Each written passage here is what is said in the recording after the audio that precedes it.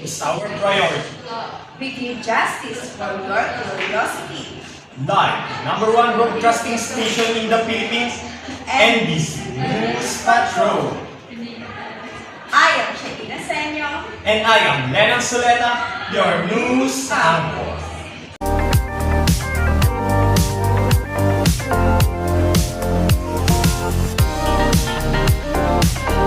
For our national news, Filipino teacher disclosed their statement in assessment. For our local news, Filipino teacher strategies in assessing students revealed. Filipino teachers stated their viewpoint about assessment. Filipino teachers revealed their strategies in assessing students. An exclusive interview of our reporters Live at Abada College. Yes, Lennon, we are here at Elementary Education Department. We are here to ask teachers about their way of assessing their children. And here we have a beautiful teacher. We're going to interview her about their techniques on assessment. Okay, ma'am, what grade mo pinaturuan mo? I'm an advisor in grade 2, but I'm teaching grade 1, grade 2, grade 5, and grade 6. How would you define assessment based on your experience? For me, assessment is a way on how you know if your learner is going on how you teach, and also it is a way of how can I know that my teaching process is accepted by the students. Then how will you describe your experience in teaching? I can describe my experience in teaching. In the first year, it is kind of pressure, but now and then that I have let the flow, I know how to flow, and it's good. Yes, so very so you what are the common assessment or your techniques you are utilizing in the classroom? Of course, the traditionals, we have the traditionals because written and pencil and paper test is always the normal one. But as a math major, I prefer the authentic because it's involved the performance of the students. Yes, please, thank you, ma'am, for letting us the interview. It's part of your Busy. Yes. Thank you, ma'am. We have a good day. At Junior High School Department with Ma'am Shay to ask her about some assessment. For you po, what is your definition of assessment?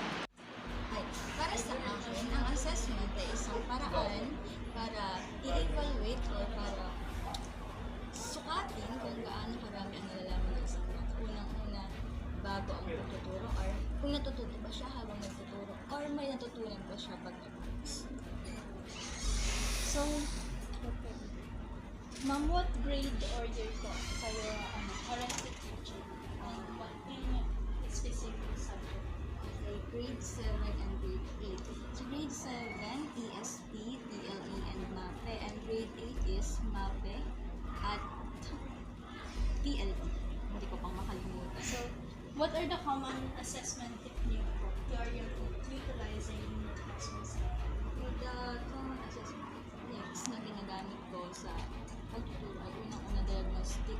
Bago kami magsimula ng yung mga pre-assessment, then habang nagtuturo, formative. Tanong lang kung natutunan ba, ano natutunan nila. Tapos, syempre, summative assessment. Kung may natutunan ba talaga sila, kung gaano sa dami natutunan. Kung nag-improve ba mula una hanggang. But how about po dun sa subject na MAPE, sa TLE, which is sa pag-related sa MAPE naman po is the action or performance based assessment. Okay yun. So, unang-una, parang aalamin ko kung ano alam nila dun sa specific na subject naman. Pagkatapos, yung mga techniques ng pagkanta. At syempre, pagkatapos sa performance test nila, papakantayin ko sila kung mai-perform ba yun ng ayos. us with the right pitch, tone. Sa amin naman sa TLE kasi may clear service. So kaya nila maging maayos ang gusto nila. Linisin mo kung na sila lang. Tapos marunong sila mag-design. Ganun. Pag gawa nila ng tama, ibig sabihin, okay na po siya. Yes. That's all, ma'am. Thank you for your time and effort to answer for our questions. Good afternoon, sir. So, we here po to interview you about assessment. What are grade you currently teaching po? So the grade that I'm currently teaching today is grade 9 and grade 8. Then, how about going sa subjects? The subject that I'm teaching is MAPE ng English and STL. So, what is your definition of assessment? The definition of assessment for me is all about measuring the students' capabilities, measuring the students' learning, and measuring how they react according to different situations pertaining with respect to the topic. Then, in line po dun sa subject na tinuturo niyo, what are the common assessment techniques you are utilizing in your classroom setting? Since I have already 4 years teaching in Bada College, I have been using a variety of different techniques. Like for example, I am using think, pair, and share in different situations. I'm also using criteria-based assessment. Like for example, in MAPE, kasi we're always encouraged to have different activities that will test students' learning. Like for example, in music, so they're required to sing. In arts, they are required to do artwork. PE, they are required to play or to exercise, to do physical activities. In health, they are required to show their knowledge about health practices. And so, with using criteria-based assessment, we put assessment matrix or analytic rubrics, and then we show it to them para alam nila where we are gathering the information or where we base our assessment on their part.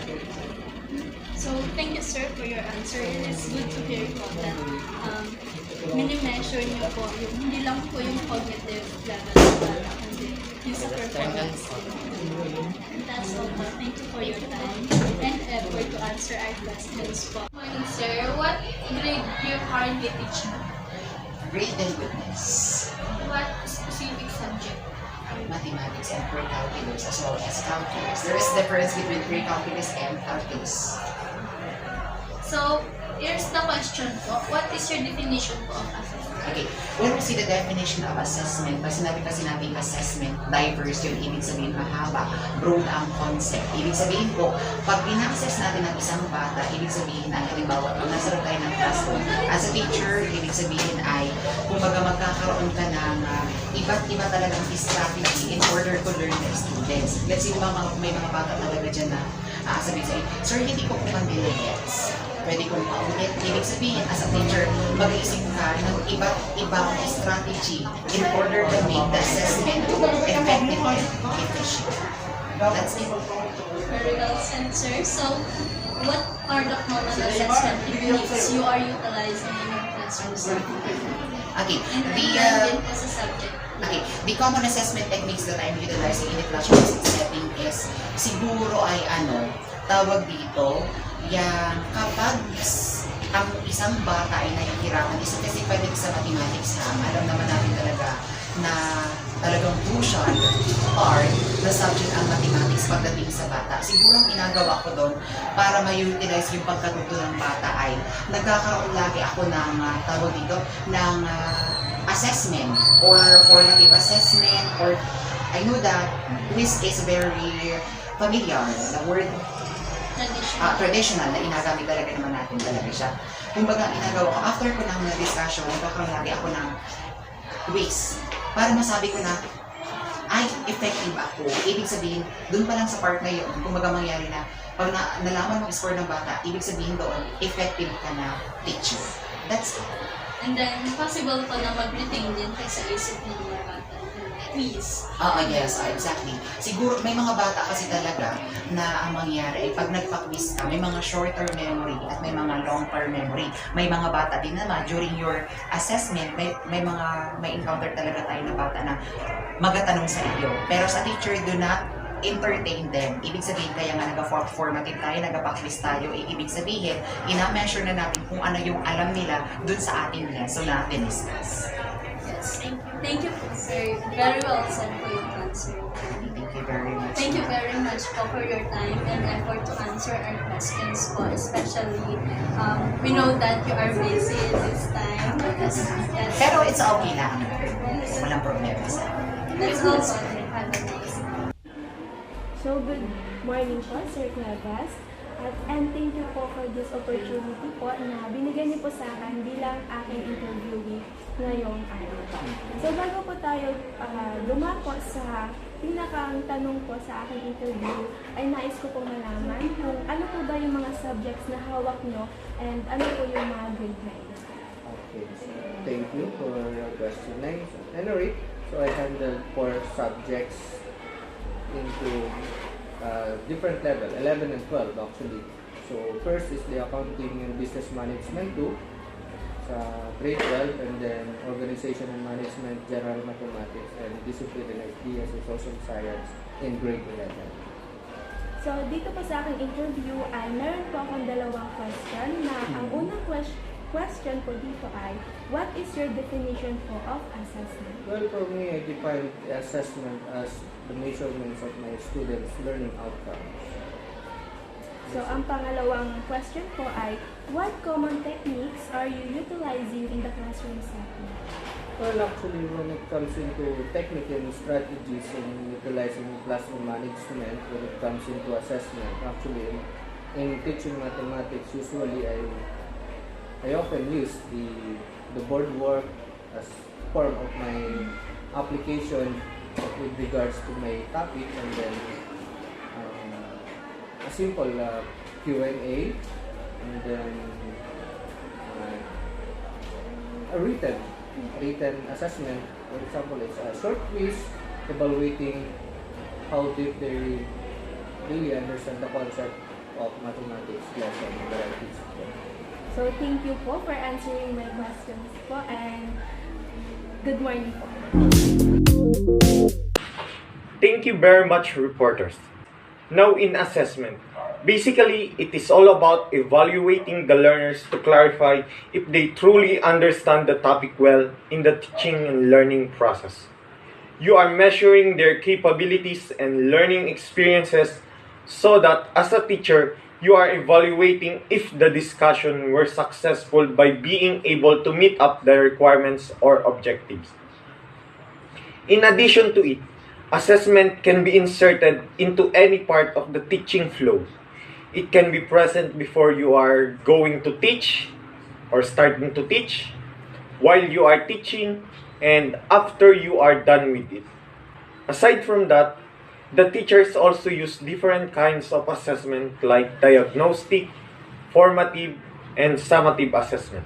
Through with it, as a facilitator of learning, you can know if all the learners are good to go into the next topic, or will you change your strategy so that all the learners will able to benefit properly and equally.